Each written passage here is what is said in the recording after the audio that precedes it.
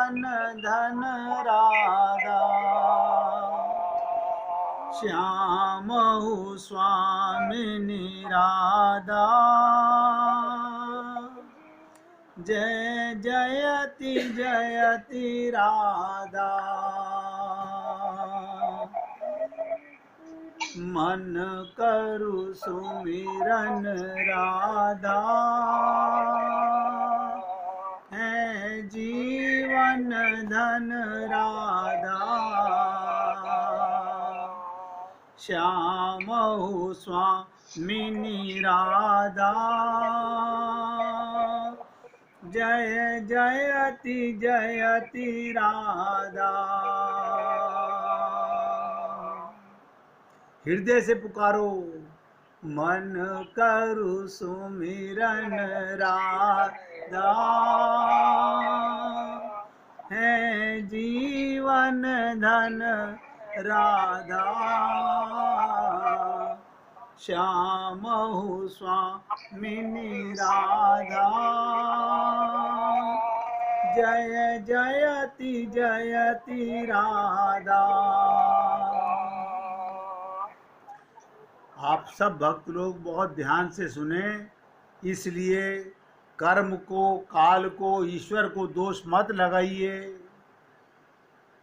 दोषी अपने आप को मानिए। हर जन्म में हमारा कोई न कोई दोष होता है जिसके कारण हम भगवत प्राप्ति नहीं कर पाते, जबकि भगवान ने कहा सर्वधर्माणि परित्यज्य माम एकम शरणम ब्रज अहम त्वाम सर्व पापेभ्यो। बताइए, भगवान कहते हैं तुमने लाखों करोड़ों पाप किए हैं, हाँ किए हैं, बस तुम एक काम करो, मेरी शरण में आ जाओ, मैं तुम्हारे सारे पाप जला के राख कर दूंगा। हमें विश्वास नहीं होता, हम लोगों को विश्वास नहीं होता।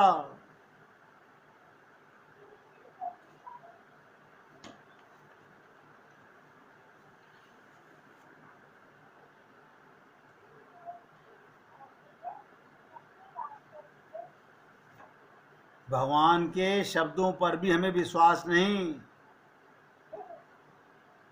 आप सोचिएगा, फिर कल्याण हो तो हो कैसे?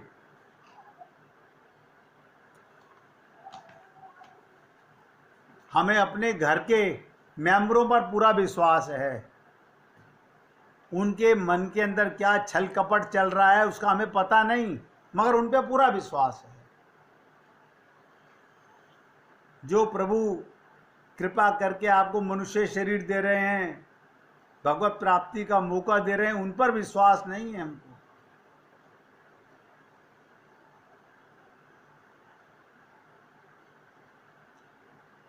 इस प्रकार लोग वाग 90% आत्मा का हनन करने वाले आम लोग आत्महत्यारे साबित होते हैं। क्या मतलब? गुरु हमको आत्मज्ञान कराते हैं और हम आत्मा का हनन कर देते हैं। हमें आत्मज्ञान नहीं करना, हमें तो धन बटोरना है, हमें तो मान सम्मान बटोरना है, हमें आत्मा का भोजन तो प्रेम है, आत्मा का प्रसाद तो भगवत प्रेम है, वो हमें चाहिए ही नहीं। आपको किसने कह दिया? और मन माना पाप करते हैं। ऐसे व्यक्ति को इस लोक में भी सुख शांति नहीं मिल सकती, अब परलोक आदि के सुखों को तो कल्पना भी नहीं कर सकता। तो इस बात से सिद्ध होता है कि ईश्वर कृपा की ओट में अकर्मण्य बने रहते हैं। ये सर्वाधिक सर्वनाश का मार्ग होगा। अतएव अनुमान लगाया जा सकता है कि ईश्वर कृपा भी किसी आधार पर निर्धारित करते हैं। भगवान किस पर कृपा करें आप बताइए? हम कृपा के पात्र बने तो भगवान कृपा करें ना।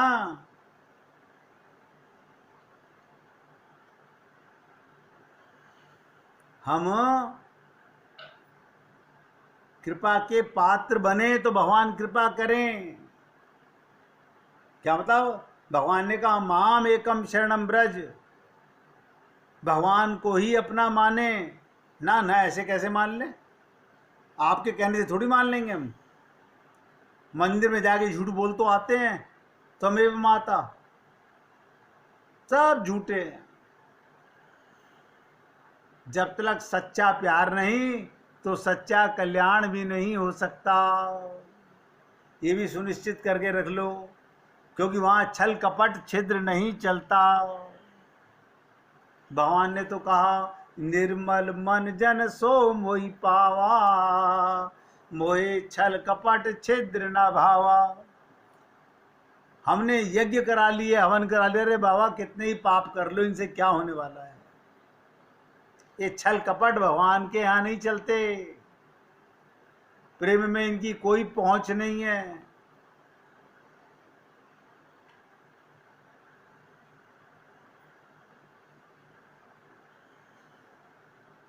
मैंने एक बार पहले भी निवेदन किया था, आजकल श्रीमद् भागवत महापुराण का बहुत चलन है। आप कहेंगे क्या ये गलत है? ना ना, बिल्कुल गलत नहीं है। ये प्रेम शास्त्र है, प्योर प्रेम है। श्रीमद् भागवत महापुराण प्योर प्रेम है। आत्मा का परमात्मा से यही प्रेम का मार्ग है। लेकिन भगवान से प्रेम करना चाहे तब ना जीव, वो तो श्रीमद् भागवत महापुराण भी सुन रहा है अपने परिवार का कल्याण करने के लिए, शरीर का कल्याण करने के लिए।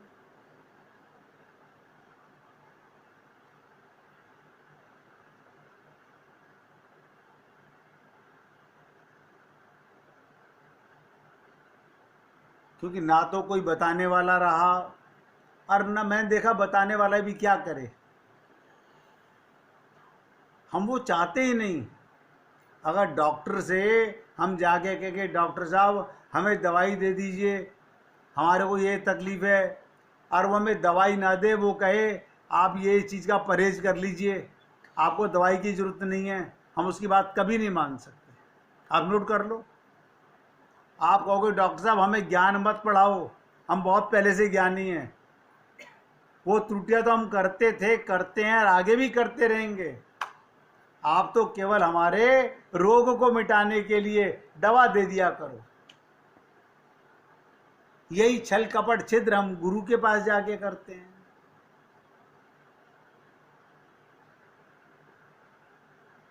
तो भगवत प्राप्ति हो किस आधार पर? सब सोचें, आखिर भगवत प्राप्ति का कारण तो मालूम पड़े। मन में चाहना तो हो, मन में आग तो हो कि मुझे इस देह में भगवान को ही पाना है, भी नहीं भगवान को ही पाना है। नहीं, अभी नहीं है जी। ही हम सच्ची बता दें आपको, अभी तो मन खूब संसार में उछल रहा है। कोई बात नहीं, भगवान को भी मैंने कहा था एक दिन, भगवान को कोई जल्दी नहीं है। अगर आपको अपने कल्याण की जल्दी नहीं है तो भगवान को क्या जल्दी है? क्योंकि मन आपका दूषित है, भगवान का तो दूषित है नहीं। भगवान तो आनंद स्वरूप थे, भगवान आनंद स्वरूप हैं, भगवान आनंद स्वरूप ही रहेंगे।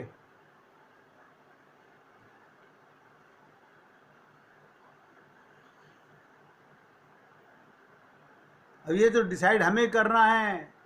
हमें संसार का सामान बटोरना है, संसार में वाहवाही बटोरनी है, या अपना कल्याण करना है, आत्म कल्याण करना है। बस इतना सा प्रश्न है, सोच लीजिए। ना किसी गुरु को जल्दी है, ना भगवान को जल्दी है। ये तो आग हमारे अंदर होनी चाहिए। और ये मैंने आपको अनेक बार निवेदन किया है, सुनने से काम नहीं बनेगा, करने से काम बनेगा, करने से काम बनेगा। देखो, श्रीमद् भागवत महापुराण के, नोट कर लो, पहले स्कंद का पहले अध्याय का 3रा श्लोक।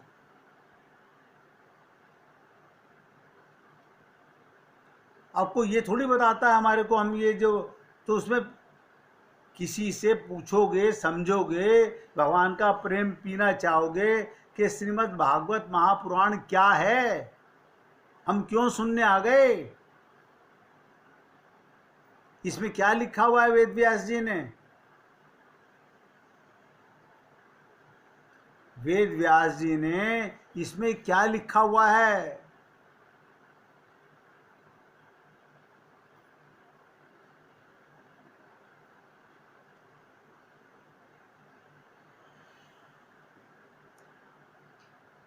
बहुत ध्यान से सुनेंगे। इस तीसरे श्लोक में वेद व्यास जी ने लिखा है, भावुक जनों, भावुक, हम तो भावुक ही नहीं है, हम तो धन कमाने के भावुक है, आप बताओ कैसे कमा सकते हैं। भगवत प्रेम कौन कमाना चाहता है। और इसमें पहले लिखा है, हे भावुक जनों, ये श्रीमद् भागवत महापुराण वेद रूपी कल्प वृक्ष के, वेद रूपी भगवान की वाणी रूपी कल्प वृक्ष के परिपक्व फल श्रीमद् भागवत को जरा चखो तो। क्या मतलब, उसके नीचे कोई आए तो सही, कल्प वृक्ष के नीचे जाओ, जो चाहो सो पालो। हाँ, तो हम इसलिए तो जाते हैं संसार मांगने के लिए, कोई भगवान का प्रेम मांगने कौन जा रहा है। और पका हुआ फल है श्रीमद् भागवत महापुराण। तो वेद व्यास जी कहते हैं जरा इसे चखो तो। ये परमहंस शिरोमणि सुखदेव जी के होठों से निकला हुआ है, यानी एक ऐसे तोते ने इसमें चोंच मारी है।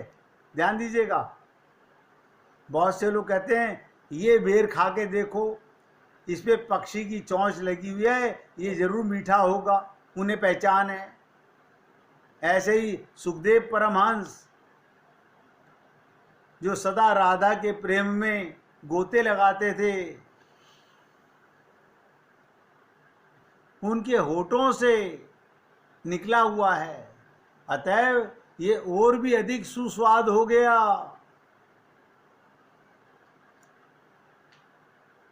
इसका अमृत रस, ध्यान दो, इसका अमृत रस मुक्त जीव समस्त लोगों के लिए पहले से ही आस्वाद्य था।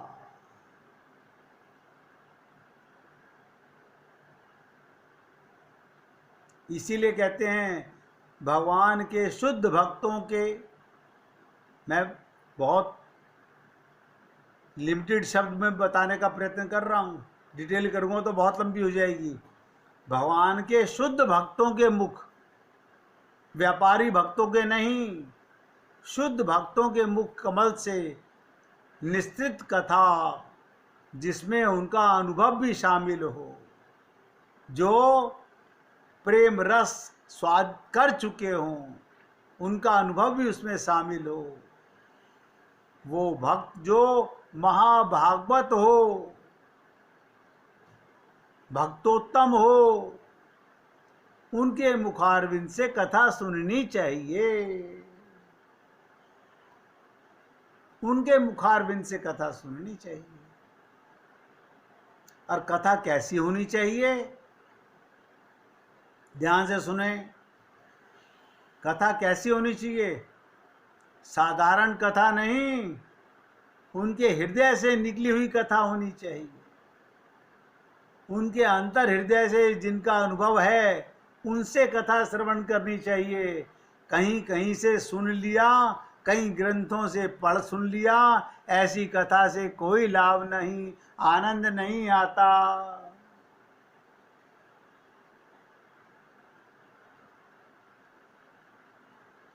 आजकल तो सभी जगह ऐसी कथा ही सुनने को मिल रही है।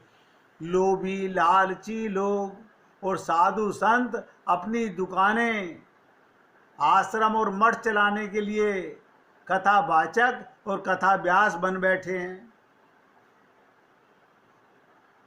और जनता भागी भागी जा रही है उनके पीछे।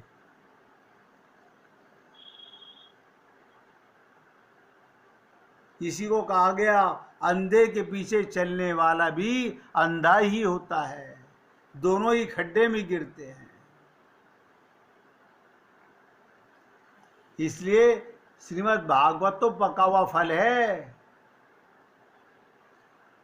ये बुद्धि का विषय ही नहीं है, ये तो अमृत है।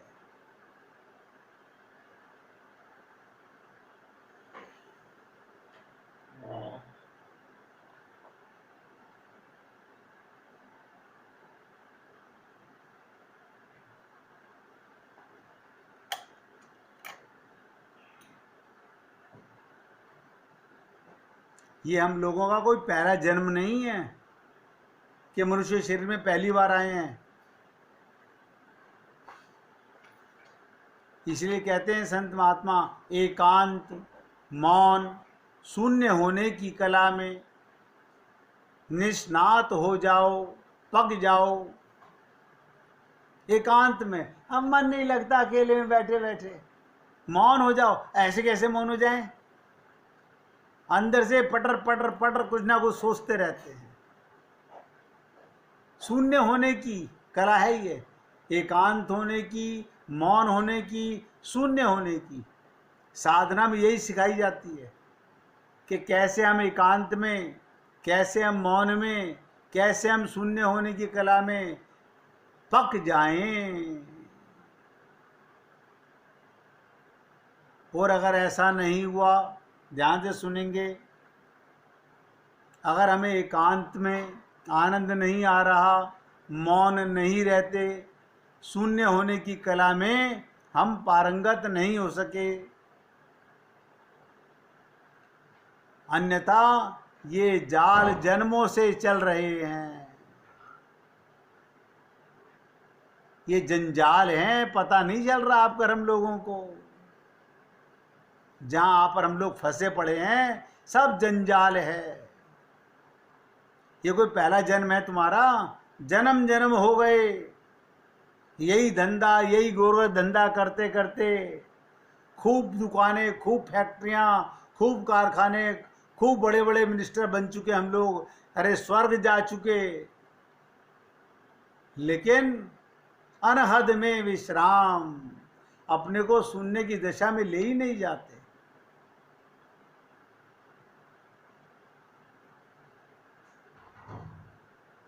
ऐसा व्यक्ति जो एकांत में आनंदित होता है,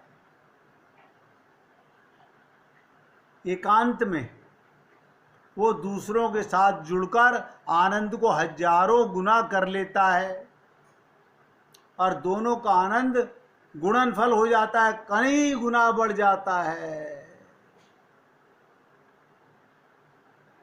लेकिन ये आनंद कौन पाना चाहता है? कौन प्यासा इस आनंद का? ये समझने का विषय है। कोई एकांतगामी नहीं होना चाहता,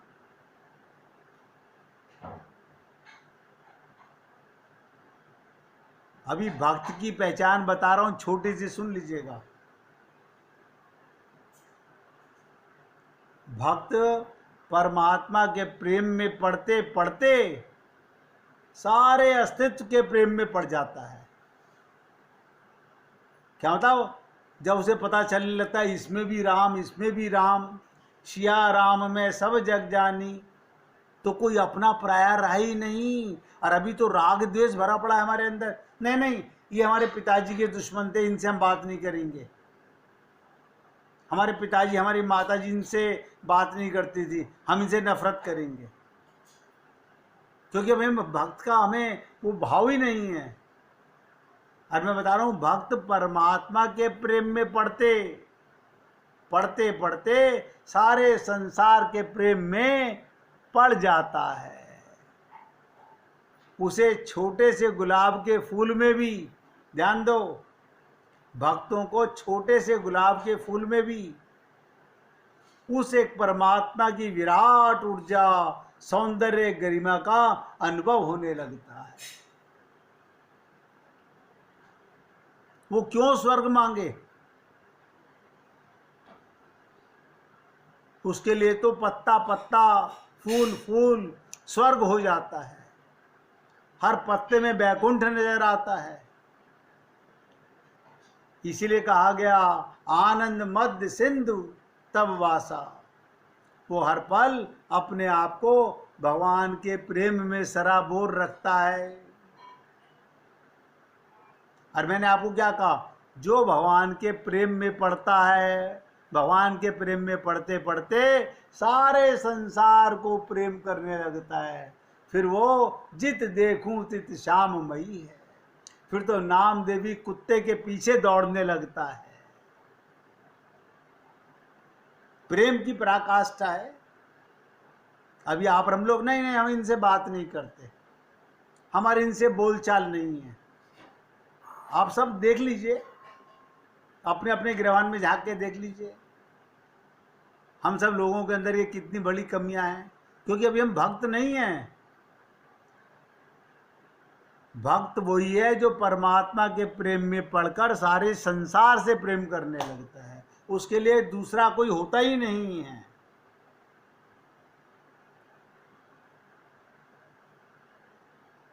फिर वो भक्त क्या गाता है, आप भी गाइएगा।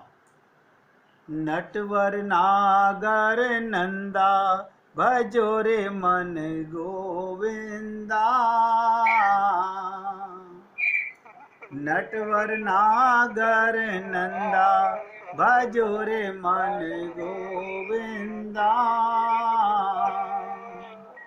श्याम सुंदर मुख चंदा भजो रे मन गोविंदा। श्याम सुंदर मुख चंदा भजो रे मन गोविंदा। नटवर नागर नंदा भजो रे मन गोविंदा। नटवर नागर नंदा भजो रे मन गोविंदा। श्याम सुंदर मुख चंदा भजो रे मन गोविंदा।